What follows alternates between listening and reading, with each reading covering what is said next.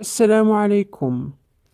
على خلاف كل ما راج، قد قامت عناصر المصلحة الولائية للشرطة القضائية بمدينة الدار البيضاء بتنسيق وثيق مع الفرقة الوطنية للشرطة القضائية والمديرية العامة لمراقبة التراب الوطني بتوقيف 3 متطرفين موالين لتنظيم داعش الإرهابي في الساعات الأولى من صباح الأربعاء، وذلك للاشتباه في تورطهم في ارتكاب جريمة القتل العمد في إطار مشروع إرهابي، والتي كان ضحيتها شرطي أثناء مزاولته لمهامه. وذكر بلاغ للمديرية العامة للأمن الوطني أن العمليات الأمنية التي باشرتها الفرق الجهوية للتدخلات بتأطير من ضباط الشرطة القضائية المكلفين بالبحث أسفرت عن توقيف المشتبه فيهما الرئيسيين في عمليات متزامنة بكل من مدينة الدار البيضاء وبمنطقة سيدي حرازم ضواحي مدينة فاس،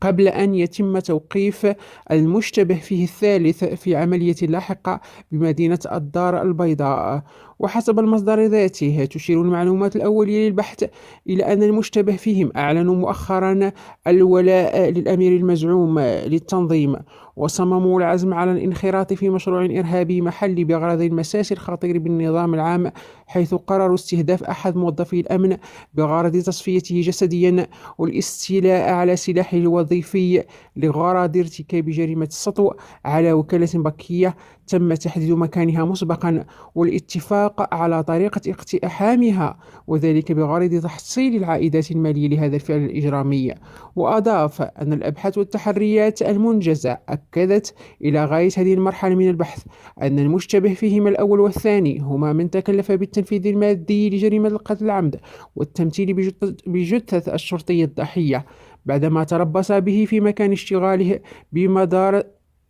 طرقية في حصة عمله الليلي، وقام بتعريضه لاعتداءات جسدية بواسطة السلاح الأبيض قبل أن يعمد إلى سرقة سيارته الخاصة وسلاحه الوظيفي وإضرام النار في جثته بمنطقة قروية. كما أوضحت مسارات البحث أن المشتبه فيهما قام بالتنسيق مع المشتبه فيه الثالث والذي يحمل نفس المخططات المتطرفة، وذلك لتغيير معالم الجريمة وطمس الأدلة من خلال إضرام النار عمدا في السيارة الخاصة بالشرطي الضحية.